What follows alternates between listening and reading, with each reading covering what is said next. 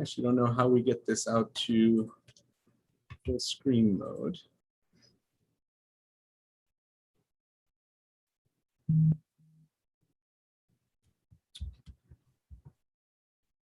Hanako, do you happen to know off the top of your head how we get this into full screen mode?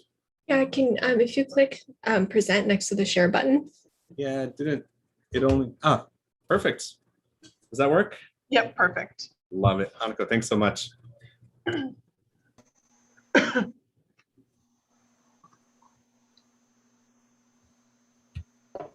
So when we get started, I will ask the students all to sign in. They have to type their name into the chat for attendance purposes. And then I'll give a very brief introduction and then just turn it over to you. Perfect. And then, so you'll see me like taking voracious notes on the questions that they put into the chat, so I can sort of organize them a little bit by theme and call on them at the end, if that works for you. Perfect. That's great. Perfect. And I was thinking of going about 35 to 40 minutes. Is that right? And then questions? Yeah, that would be great. Yeah. Perfect. Very good. Well, let me stop sharing then so we can see everyone, and then I'll pop that back up when we're ready. Great. So again, thank you so much for being here. This will be great for the students. No, it's a delight.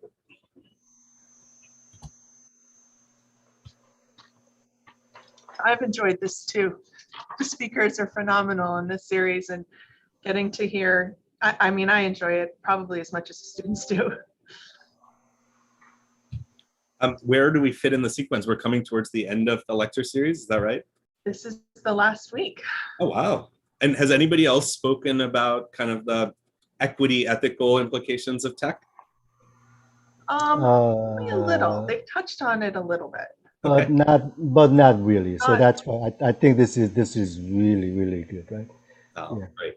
Well, one thing we did this year is that we're holding a series of workshops on DEI in STEM. Oh, So we great. had 2 sessions last two Tuesday nights for an hour and a half with MIT students. We have another one scheduled for tomorrow night with Lincoln Laboratory staff. And so I think that's been good. So it's like about 30 to 35 students each session. So not everyone, we cannot accommodate everyone, but we are touching about 100 students. And also last week we also had a networking dinner for all the women students. So we had about 130 students sign up. We had about 7-8 panelist members, breakout sessions. So that actually is, we've been running there for the last 4 or 5 years, and that's been really fantastic. I think when we have so many female students, like 44% this year, they don't feel that they're just part of the program, right? I mean, there's like so many of them. It's just wonderful to see that actually happening. So yeah. Cool. Lisa runs the women networking dinner events for the last few years, and it's just been, I mean, feedbacks we've been getting from the students, it's just been fantastic, right? So cool.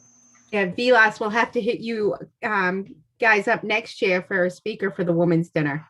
Oh, we'd love to. We have some really amazing folks on the team and in our community that I find deep inspiration from as well. So that'd be great. Great, you're on my list now. Sure. We can admit, Jose, can you, or Joel, can one of you admit my computer is acting funny, so I actually can't see the admit button? I can take that.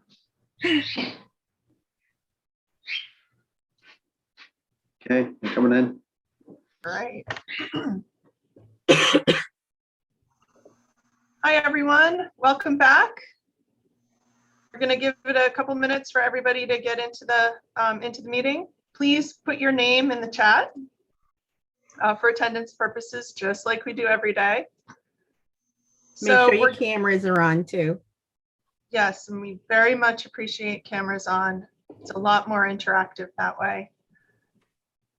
So you guys are getting into the home stretch now. So very close to the end of your BeaverWorks experience. I'm sure you're both excited for the final events, but also probably stressed out.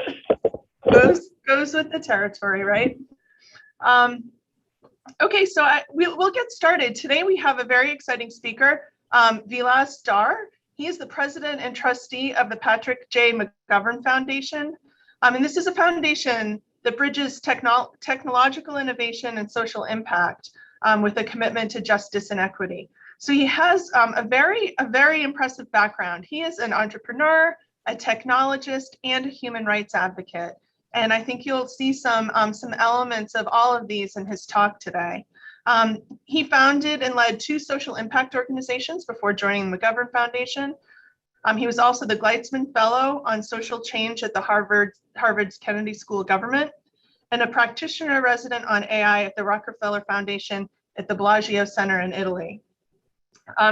He has many speaking engagements, many publications, and he is also he remains very committed to civic service. He sits on many committees and boards. He's an advisor to MIT Solve, which is something you might have heard of before. He started with a bachelor's degree in both biomedical engineering and also computer science from the University of Illinois. He went on to get a master's degree in public administration from Harvard's Kennedy School of Government, and he got his law degree from NYU School of Law. So today he's going to talk about AI. His title is From Video Games to Artificial Intelligence, Using Tech for Good. And this is going to be a fantastic seminar. And please type your questions into the chat. And Vilas, thank you so much for being here today. I'll turn it over to you. Jennifer, thanks so much. To all of you watching today, it's such a delight to be with you. That was a really complex intro, and while I so appreciate it, I wanted to start from a different place. When I was a high school student, I had this incredible privilege, which is I grew up just a few blocks away from the National Center for Supercomputing in Champaign, Illinois. Back then, it was one of 5 centers around the country that really had been set up to bring the greatest technology and supercomputing to solve a lot of really significant scientific challenges. But as a 11-year-old, a 12-year-old, a 13-year-old, I got to be around some of the coolest computing tech that existed in the world. And it was a time when I could even walk in and like peer through the window and see the Cray supercomputers, which looked like something out of a sci-fi movie compared to what we have today. I got to do this and I really got to understand how cool tech was when you had access to it and you got to use it. But I was also part of an immigrant family living in rural Illinois. And in my summers, I got to go back and spend a lot of time with my family back in India.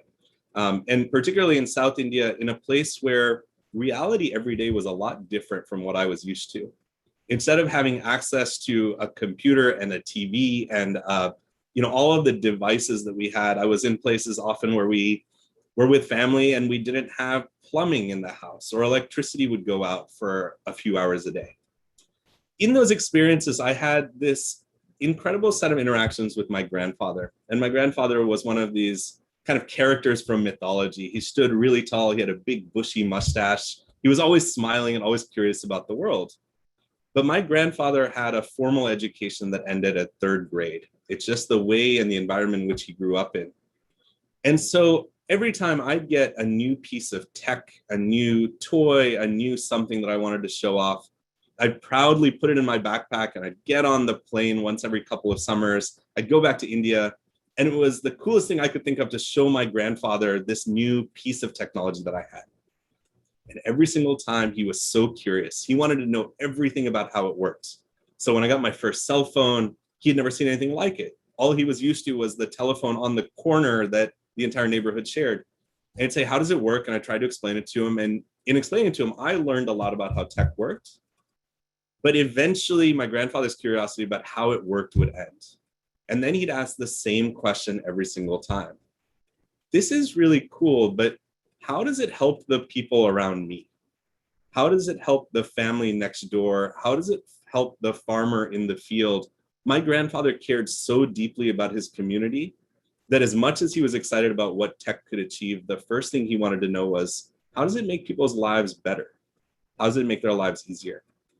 I've held on to that my whole life. And I wanted to share that story with you because for all of you, as you enter a life's journey of being around tech, as you become experts in AI and machine learning, in whatever kind of tech you choose to use, I'll ask you to think about that question. How does this tech help people? How does it make people's lives easier? How does it let them achieve something great?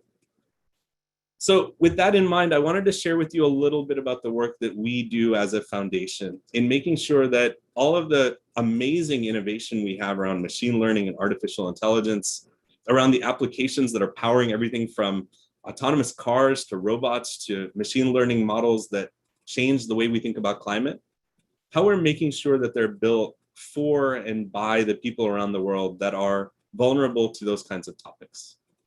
I have a few slides and I'll walk through them. And I wish we could all be in a room together and really have a conversation. But in this case, please feel free to drop stuff into the chat. I'll try to keep an eye on it. And I know some of the team here is as well. And we'll jump right in. And I just want to acknowledge before we do just what an incredible opportunity the BeaverWorks Summer Institute is. I think back to my childhood of trying to figure this stuff out on my own and how cool it would have been to have a group of people that were united in common interest and cause. And so as you all come to the end of your summer session, I hope you'll keep the friendships and relationships that you've hopefully made over the summer and carry them forward as well. So thanks so much for being with me, and maybe we'll jump into some slides. So let me share my screen here.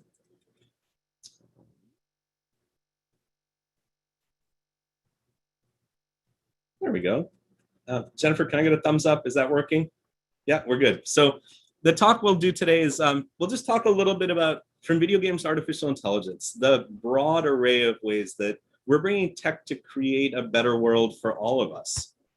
You know, I think you've heard a lot of this. This is my background in bio, and we don't need to spend too much time on it. Let me just share that I'm somebody who really believes in the positive power of technology.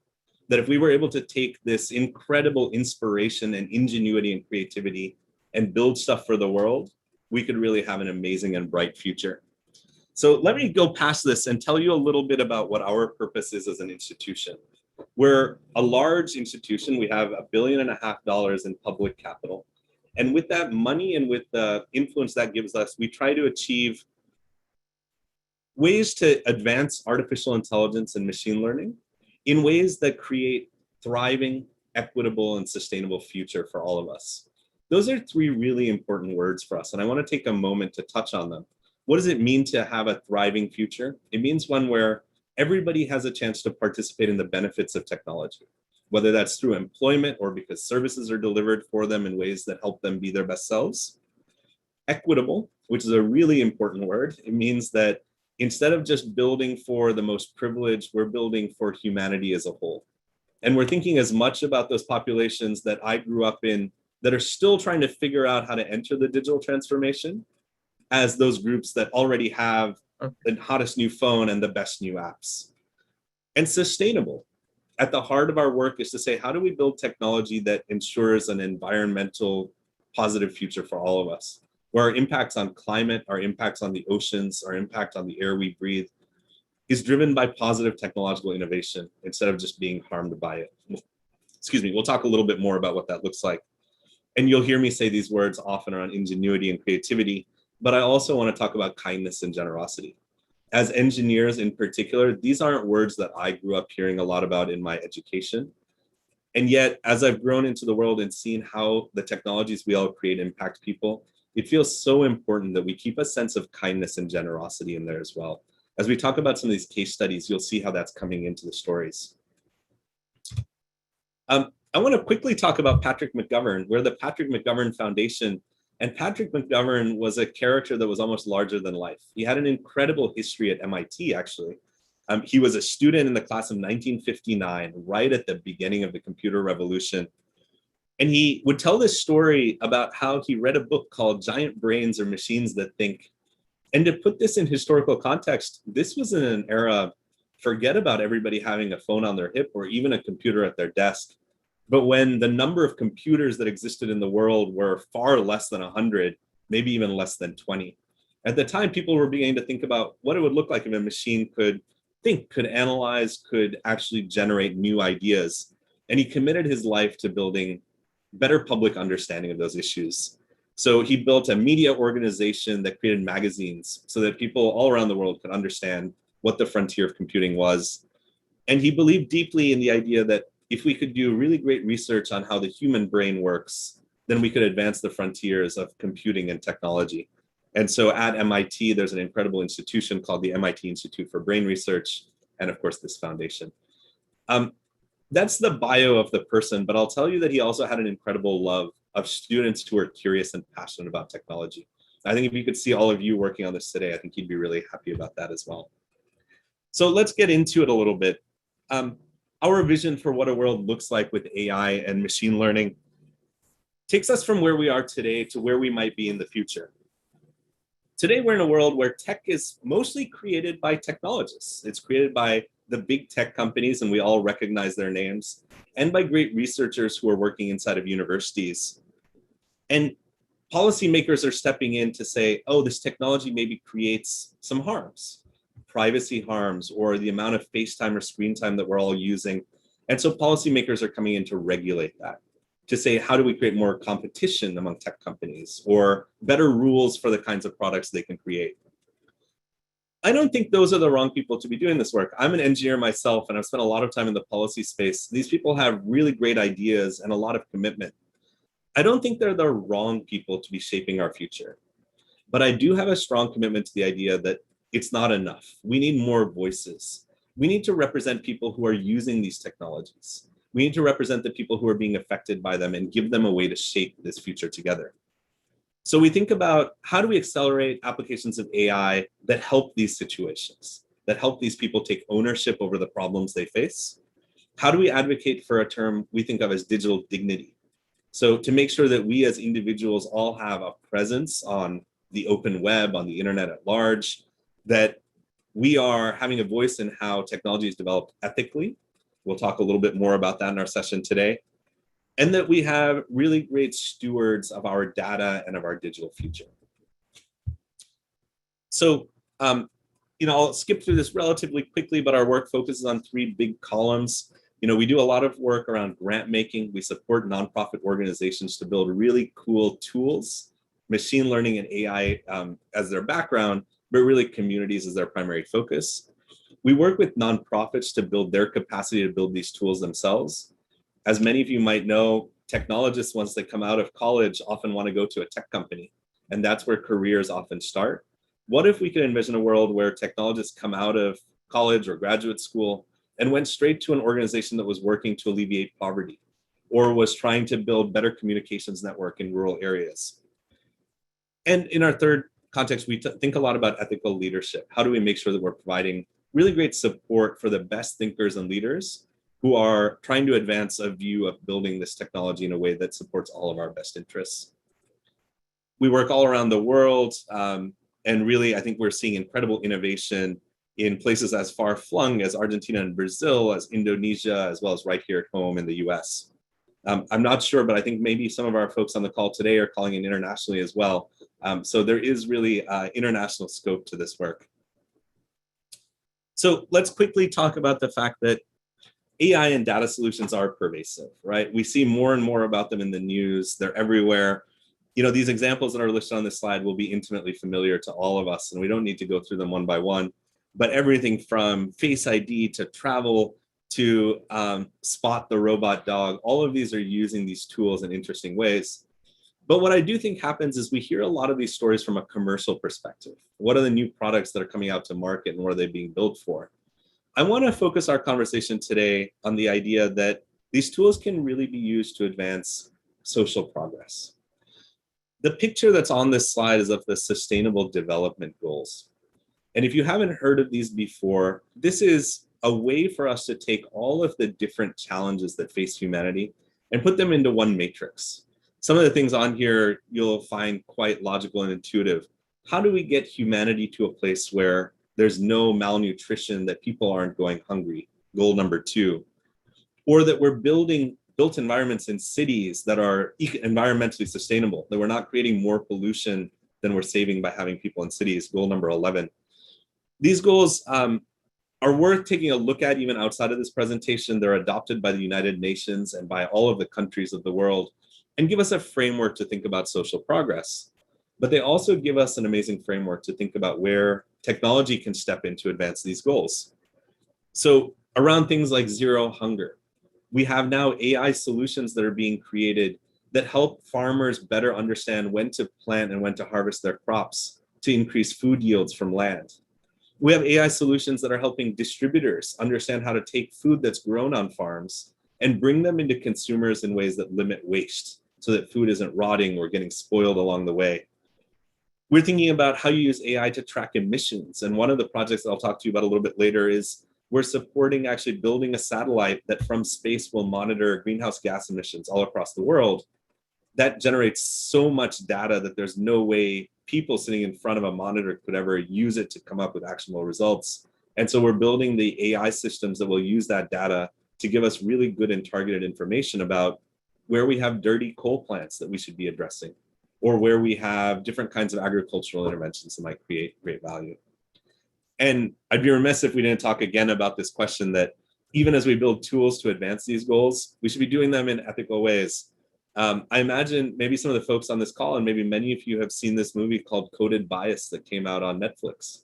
Along with A Social Dilemma, these two films talk about the discriminatory algorithms that were unintentionally deployed around facial recognition.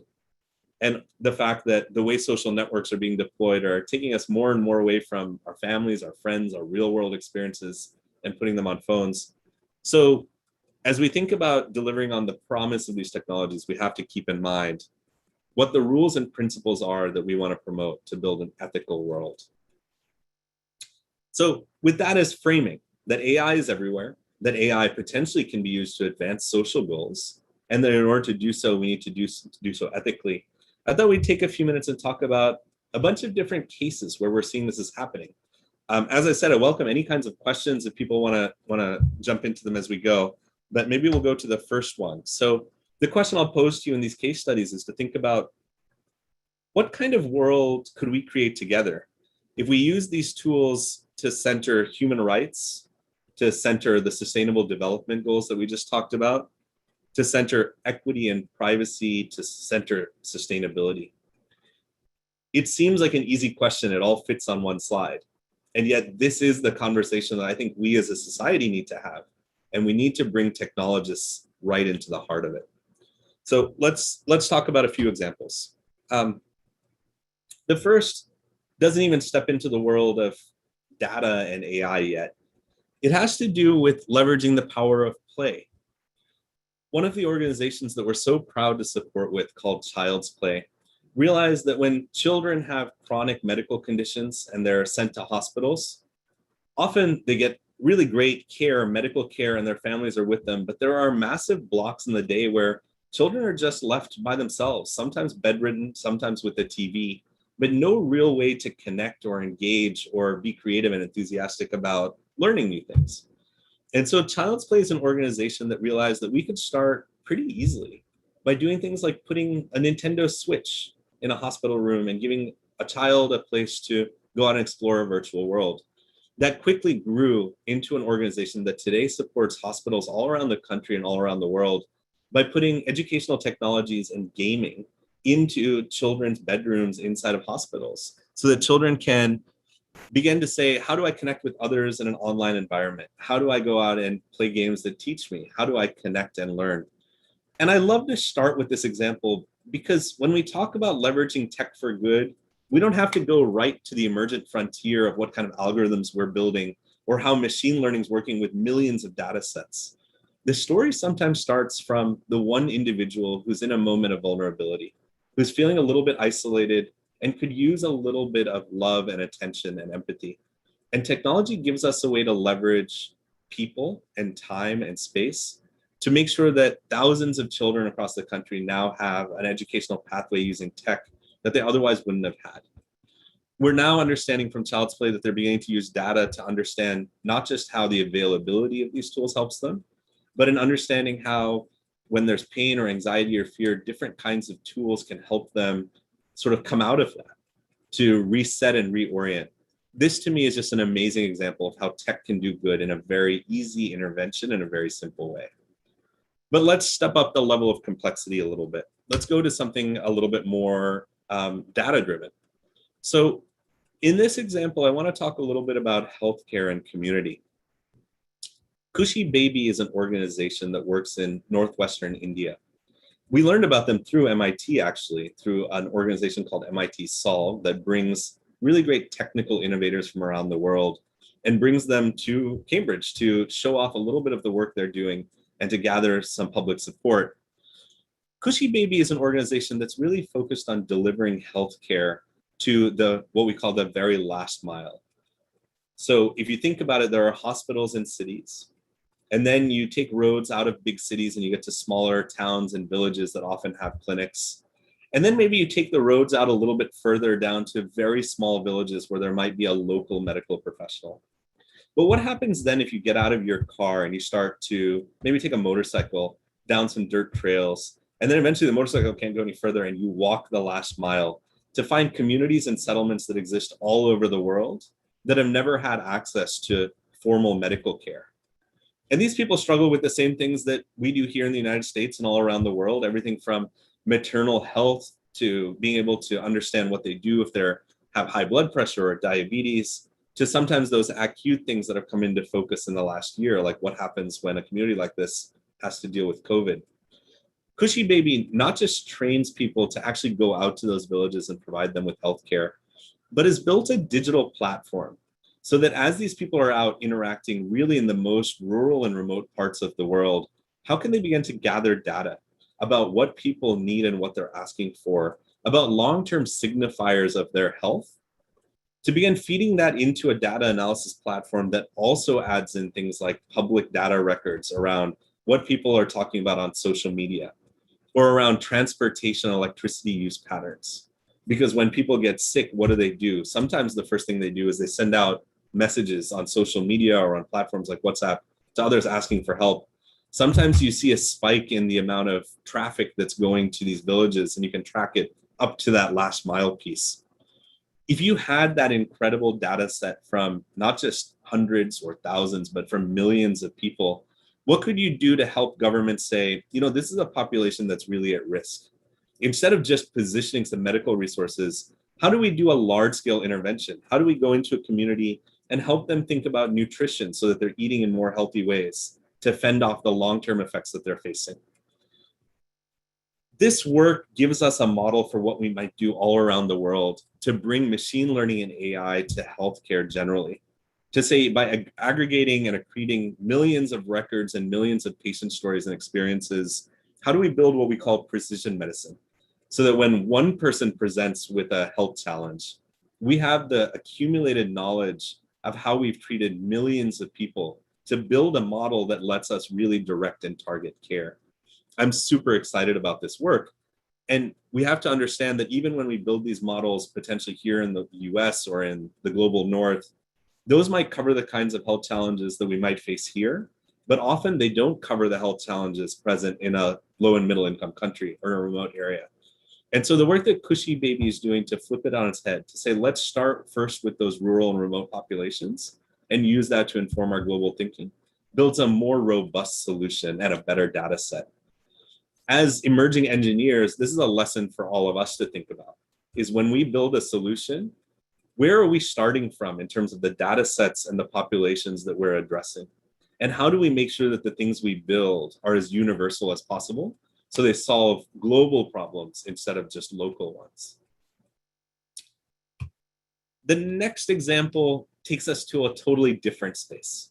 Instead of thinking about healthcare in a rural and remote area, let's talk about how we bring together all of the institutions and governments that came together to address COVID and give them a platform to share information and act together more effectively.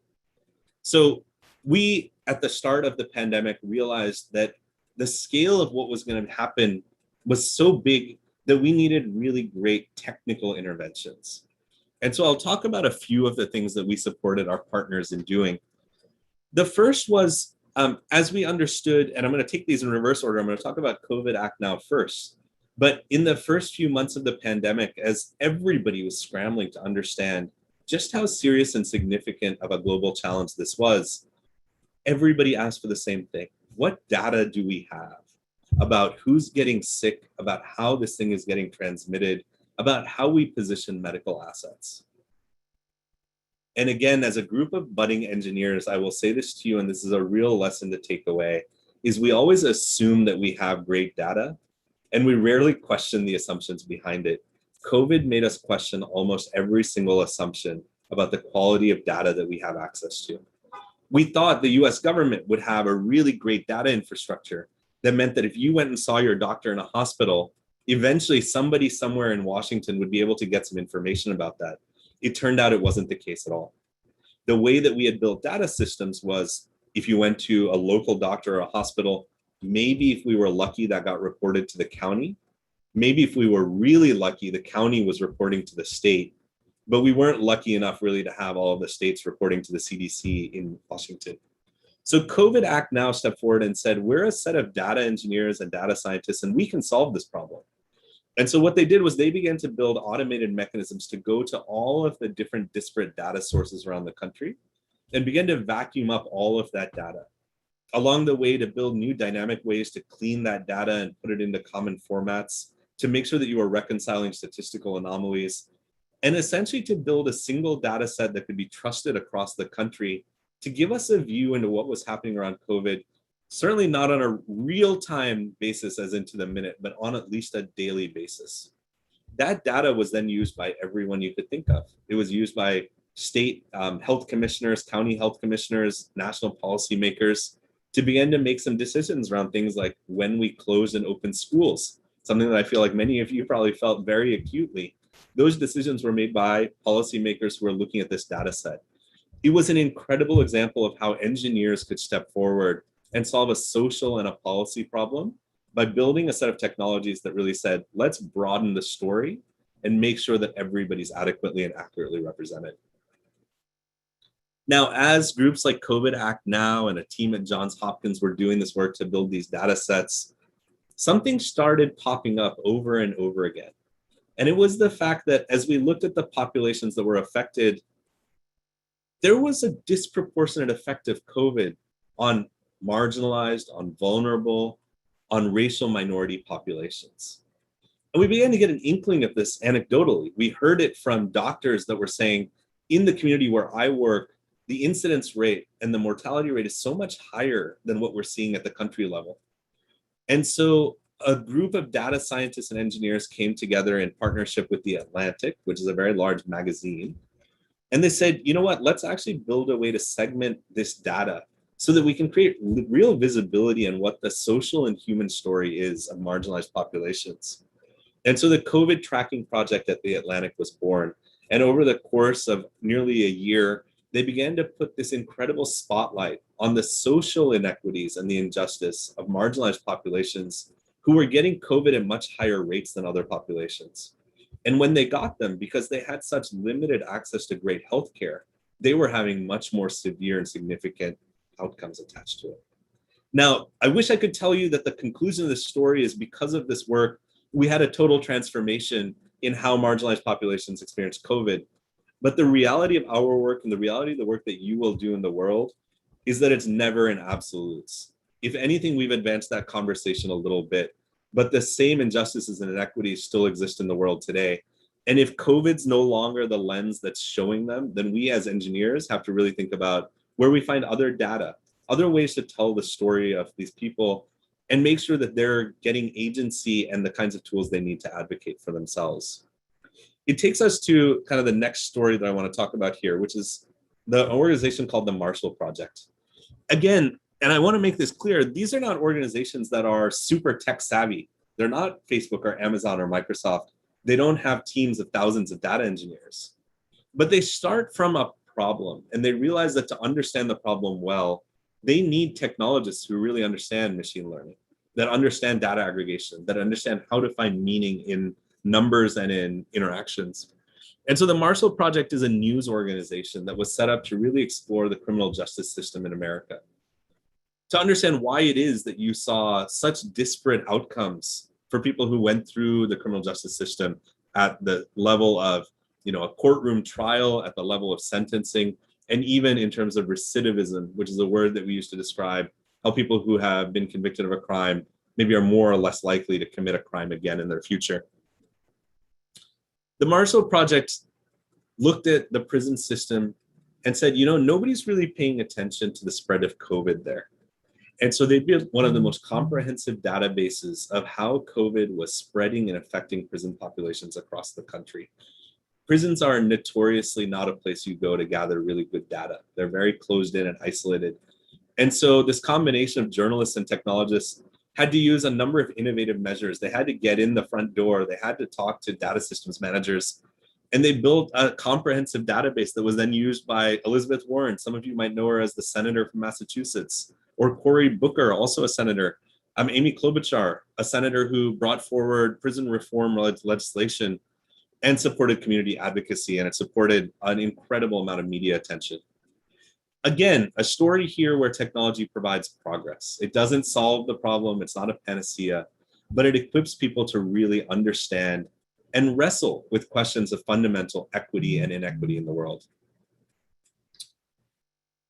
A couple more quick stories taking us to a totally different landscape. One around climate conservation and the world that we're all inheriting even today. I'll give you two great little stories here where technology are really advancing our mission around building a more sustainable world. Conservation International is an incredible organization that really focuses on biodiversity, on conservation, on making sure that we have a really thriving planet. With them, we've worked on a couple of things that feel really immediate. One is Wildlife Insights. This is a program where we've gone around the world, and Conservation International has worked with organizations to place very simple cameras on wildlife trails through all kinds of forested and unforested lands. Those cameras that are super simple devices feed information back to a comprehensive data platform. And Conservation International is working to layer on top of that machine learning and pattern recognition to eventually be able to dynamically identify wildlife in every single one of their interactions with trail cameras all around the world. With that data set, we can have such an amazing view on populations that are at risk of extinction, of how animals are moving in response to human-created environmental changes, to allow for where there are mechanisms of really good and sustainable ecotourism, to let people interact with animals in ways that are not disruptive to their patterns. And to be honest, in some ways, to also protect human settlements from the encroachment of animal populations that are in times of crisis because of what we're doing to their lived environments. This is a really great example of how you can build technology that in many ways is kind of off the shelf tech. A lot of the stuff that they might be using in Wildlife Insights might be the same stuff that drives your autonomous car. That might be the same stuff that drives facial recognition, but used to solve this fundamental problem of how do we make sure that wildlife populations are conserved, protected, and are allowed to thrive. And similarly, and again, something that I said was quite timely, we're working with them to support systems that monitor fires, wildfires in massive swaths of the US now, in Canada, and really around the world, to give us better early warnings and surveillance of where these kinds of wildfires might threaten human populations, but might threaten also our lived environment. And finally, we're really focused and interested in this question of how we take all of these global satellite data sets that are monitoring our planet and create a way to use it. I don't know about you folks, but I love to go on Google Earth and just sort of skate around and go and take a look at entire contours of continents, but then zoom in on the house I grew up in as a kid to see how the things that we know in the world around us are placed on a planet that has such incredible beauty and opportunity. Well, if you're a practitioner in the climate space, sometimes you're faced with a struggle of saying, I know there's a lot of data out there, but I don't know how to turn it into a cohesive story, to put it in one kind of format or place where I can draw the insights I need to. And so things like trends.earth, which is something that you can find online and go and engage with and play with, will give you ways to identify kind of satellite assets, to ask and query different kinds of information, and to begin to pull out data that'll inform your own curiosity and your journeys, and maybe even your work. On a similar vein, with the World Resources Institute, this organization, which is a leading climate change organization, has worked to say, there's so much data in the world. What if we could bring together a team of technologists to really integrate everything from the satellite data I just spoke about to the lived experiences of people who are walking down their street and saying, you know what, every time it rains really hard, this portion of our street floods. And as climate change is happening, every year it rains more and more and more and more houses get flooded. We should do something about this. So how do we pull together that kind of citizen level engagement, the stories people tell about their environment, with what we know from these highly technical tools to create a single integrated data lab. And again, if you go to the World Resources Institute website, you can actually click through and you can begin to have access to amazing and massive data sets that tell you about all kinds of phenomena happening around the world, and begin to pull together different data sets to create new stories and new analytics and new frameworks for the kind of work that you might want to do going forward. So definitely one to keep in mind and bookmark if you're so inclined. We're coming to the end of our slides here and the talk, and I want to have lots of time for questions, but I do think it's important to talk about two more examples. And these are examples that are really close to my heart. We've talked a lot about how organizations, with the help of technologists like all of you on this call, can pull together lots of data sets, can build analytics and platforms, can shine a light on understanding problems and create policy responses. But there's also all of those ways that technologists can directly go in and solve a problem itself. And so I'd like to talk about a couple of these. The first one is an organization called the International Wakashan AI Consortium. The Wakashan people constitute a set of tribes of indigenous Americans that primarily are centered around the American Northwest and Southeast Canada. These groups speak ancestral languages, and in those languages are contained all the stories of their peoples. I led this talk that we're having together with a story about my grandfather, something that's so important for me to talk about. But my grandfather and I never spoke in English. We spoke in a language called Kannada, a language that exists in the south of India. And in that language were all of the stories that he would tell me about our family going back generations.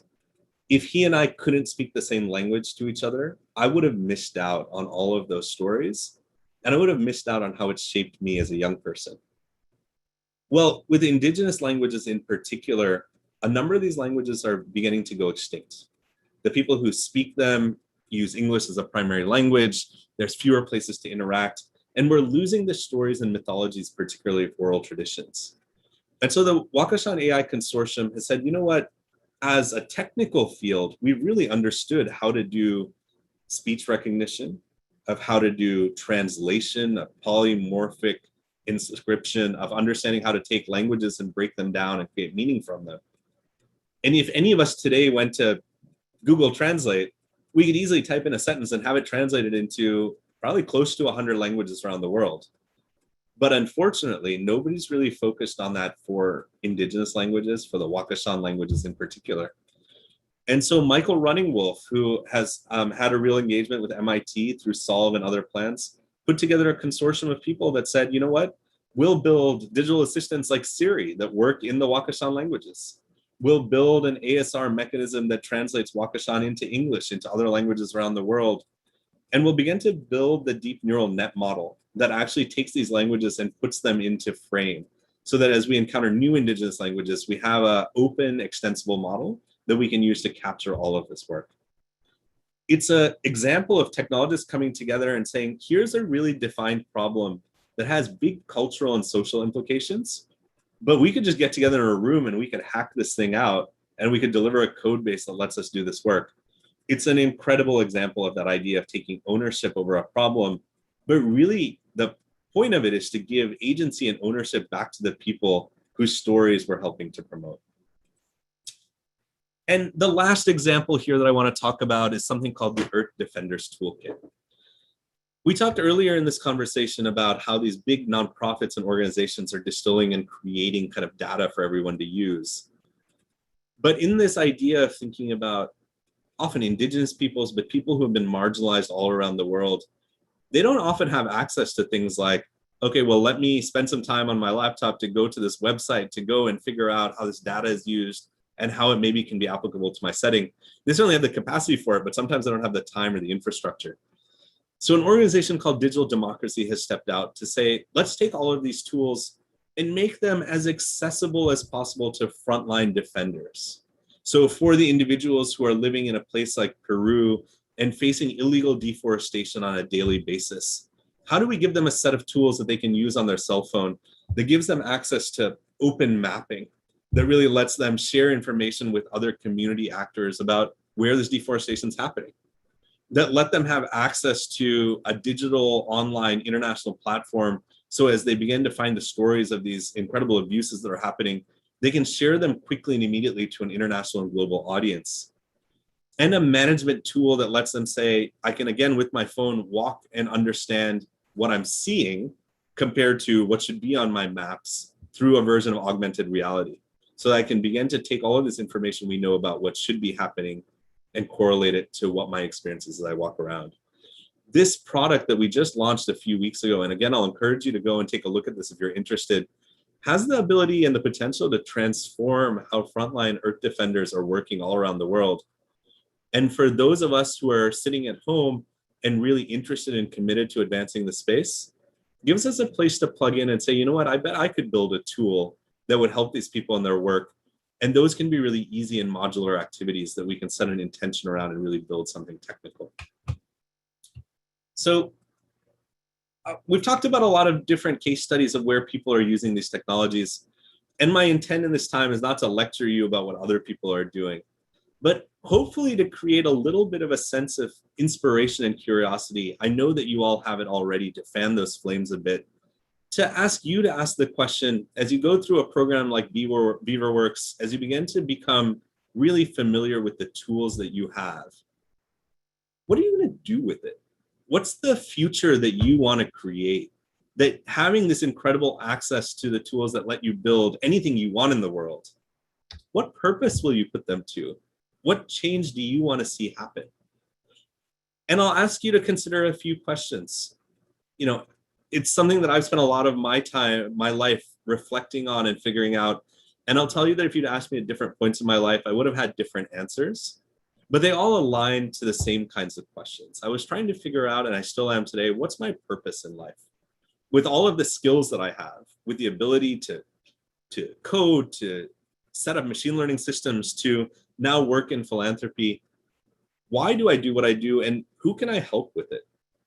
These are questions that I hope you're thinking about all the time, but for me, they're framed around, you know, what are the communities and identities that I want to adopt? Who is it that I am as a person, and who are the people who are like me? Where do we find vulnerability in those populations, and how do we shore up our communities in the largest sense, the humanity around us, to be able to use tech to achieve what they want to achieve, to escape the kind of negative effects of what's happening in the world around us, and to build their own positive stories? For me, the question has always been, where are my passions, and how do I find mentors, friends, peers, a community of support to advance that work?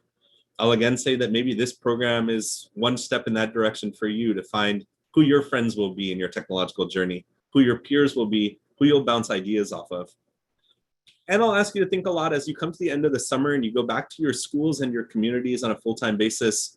Where are you spotting ways where technology could solve problems that maybe people aren't thinking about yet? It can be as small scale as I talked about an organization called IC Change that built an app that lets you talk about where you're seeing climate effects in your neighborhood, all the way up to saying, you know, I really have understood a particular category of machine learning algorithms.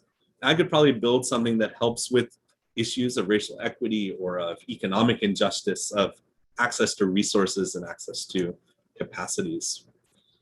So with that, I'll end. You know, I started by telling you how much of an optimist I was. And I hope you'll see through some of the stories we've talked about today, the incredible opportunity for technology to advance our shared mission.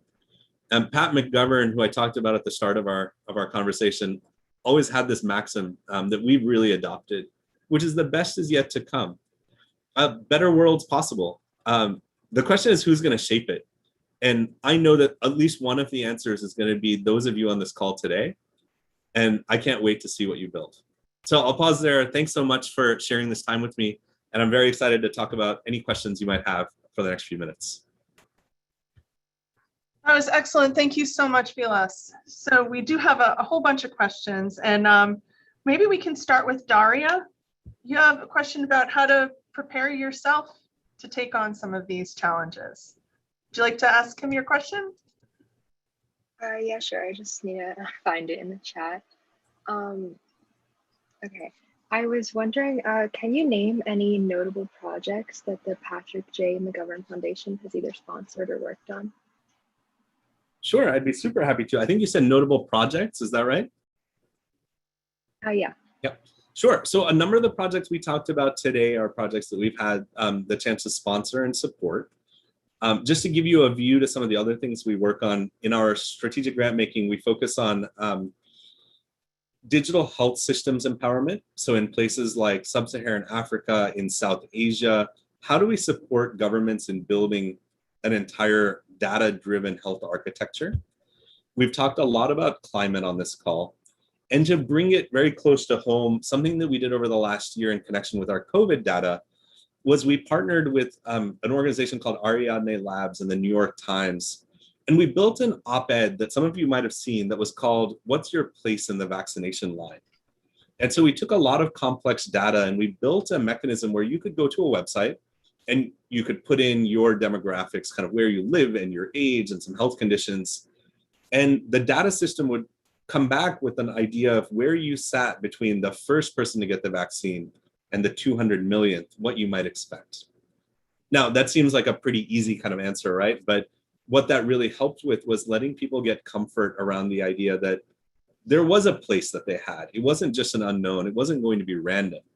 It also drove a real understanding and policy about how we would allocate the COVID vaccine to lots of folks. So just one more example there. Thank you so much. Of course. Okay, Ariane, would you like to ask your question? Yeah, so thank you for the talk. I think it was like a really interesting talk, and it gave me like a new perspective on like a lot of like the uses of technology for social good. And so my question was, as high schoolers, what would you recommend that we do, or like what opportunities do you recommend that we take to sort of pursue these opportunities and try to like contribute to these problems in our own way? Like, so an example would be like joining an organization or something like that, et cetera, et cetera. That's an awesome question, Ariane. Thanks so much. I have a really strong point of view on this because much like all of you, as a high school student, I was really eager to get into the mix. So I think I have 3 ideas for you. The first is you have to build technical competence and skills, right? And that's what you're all so invested in doing over the summer, over the next couple of years, really learning how to use these tools in effective ways. But accompanying that is the idea that even as you learn how to use the tools, I'm a big fan of doing projects that began to advance like a pretty small and specific outcome. The beauty of the world we live in now is when you see a challenge in your community, to build and deploy an app, an algorithm, a solution is something that's absolutely accessible to each one of you, particularly if you're able to work in teams and groups. I have a feeling that, you know, a team of 4 or 5 of the folks on this call together could build a pretty amazing app or intervention within a summer, and probably much faster than that. So what I want each of you to recognize is you hold the power and ownership about it. We're no longer living in a world where you have to go and join a 10,000 person tech organization and be one cog in the machine in order to try to create an outcome. So the first is build technical competency. The second is start doing these kinds of projects. And the third thing that I would say is so important for those of you who aspire to be engineers is to make sure that you're also learning about the communities in the world around you through this frame of saying, where are there challenges? Where are there opportunities to do something great? And so I would tell you it's just as important to volunteer in your communities, to begin to work with social change organizations, as it is for you to become better and better technologists. And again, the kind of thing that you can do during the school year, hopefully, in a Zoom world in particular, there's all kinds of ways to engage. And I would talk to your school counselors. I would also probably talk to the team here at Beaverworks, because I have a feeling they have lots of great ideas for you. Thanks, that's an awesome question. I want to acknowledge, Ariane, in the question you asked, and so many of you have asked, you start from a place of positive intention, of saying, how can I help and how can I be better? And I want to name that, because when we see that in the world, all kinds of good things happen. So thanks for that. Thank you, that was a really great answer. Fantastic. Akshi, you have a question about adoption of technology? Yeah, so first I want to say thank you for this talk. It was really insightful. I just had a question about how do you establish trust between like all these technological advanced systems, especially in places that haven't been exposed to them before, and how, you know, it kind of, especially in like post-colonial societies, it sort of mirrors what we, a lot of the thought process that we've seen in history. And so how do you just establish trust and help get these communities to get more help?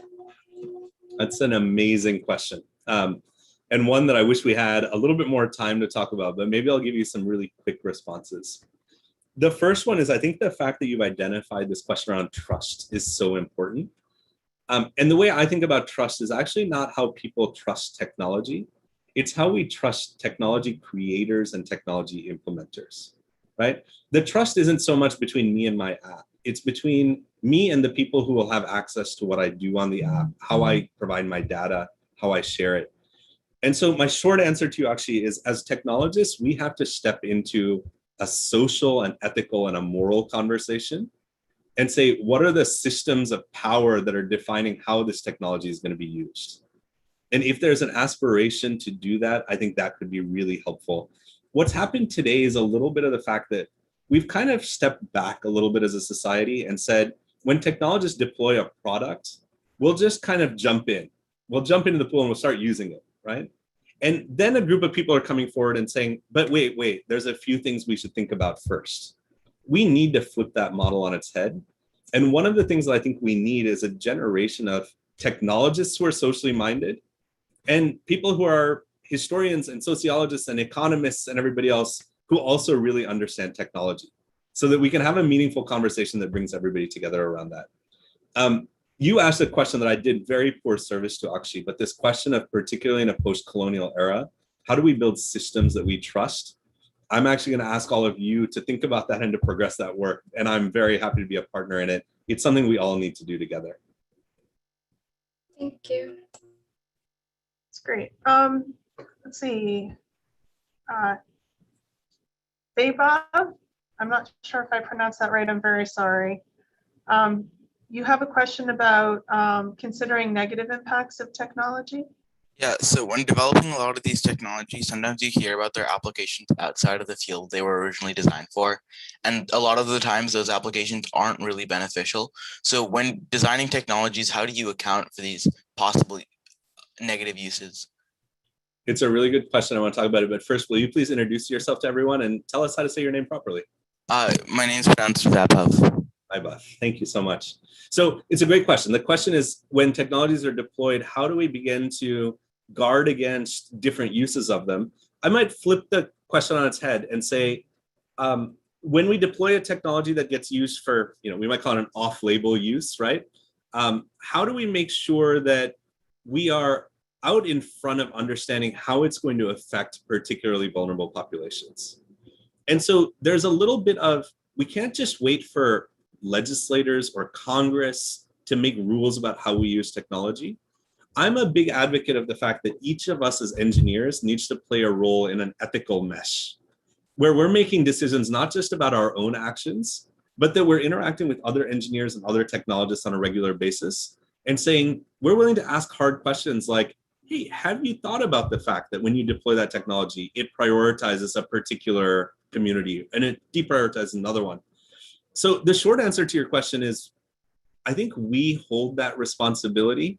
It's not something that's often talked about, I don't think. And particularly when I was going through my engineering curriculum, we never talked about it. But the fact that we're asking the question now is a start. We all hold shared responsibility to call out ethical deviations or moral challenges in the technologies we see around us, whether we're the creator of them or not. Perfect. Okay, maybe one last question from Miriam. Hi, I'm Miriam, and I wanted to just thank you so much for your talk. I thought it was really interesting, and I especially loved your insights on how you talked about how we need data to create stories so we can draw insights from that. And I just thought that was really interesting. So my question is for projects and ideas that students are passionate about, what advice would you give us when there's many unknowns that we have but really want to pursue these projects? That's a great question. The first thing I would say is something that we hold very closely here at the foundation, and we call it a let's try it attitude. And so the first thing I will say to you is, when you have an idea or a sense that something is possible, instead of first figuring out all the reasons why it won't work, you start by saying, here's one reason why it might work. Let's go and try it. And I think particularly when you're working in groups, to be able to bring that momentum to say we make progress through action. We learn from our mistakes and we accept our failures, but all the time we're moving and we're dynamically trying to create something is what we all should aspire to be as engineers, right? We all, I think, got into an interest in this space because we like to build things. And I think that's the biggest thing I can share with you is if you have an idea for a project, if you have an idea for a platform, the starting point is to say, let's go and build the MVP. Let's go build the proof of concept. Let's test it. Let's iterate it. Let's make it better. But we have to start from somewhere. So with that in mind, I'm going to leave that with all of you as a challenge, right? Is what are we going to build together? And let's go out and start trying to build it. Let's start making it happen. I've so enjoyed this time with all of you. Thanks so much for listening and sharing and being in a conversation. Jennifer, back to you. Thank you so much, Vilas.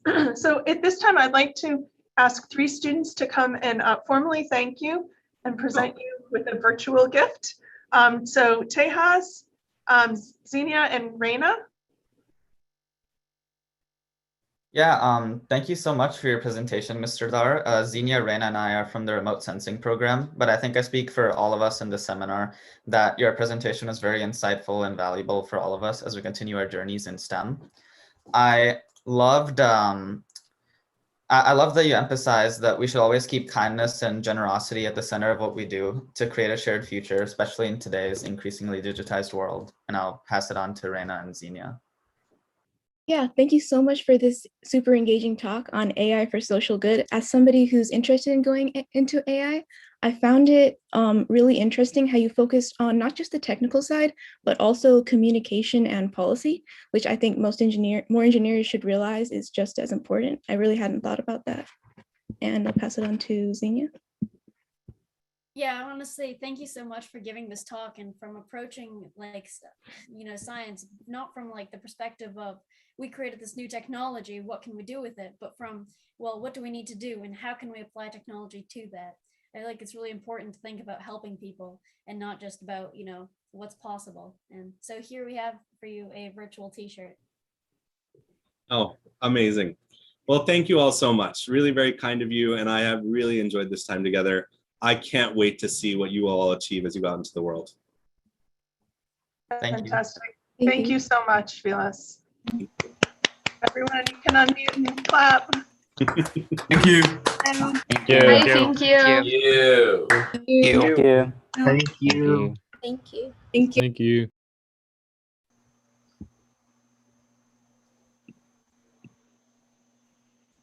Vilas, in the next, either today or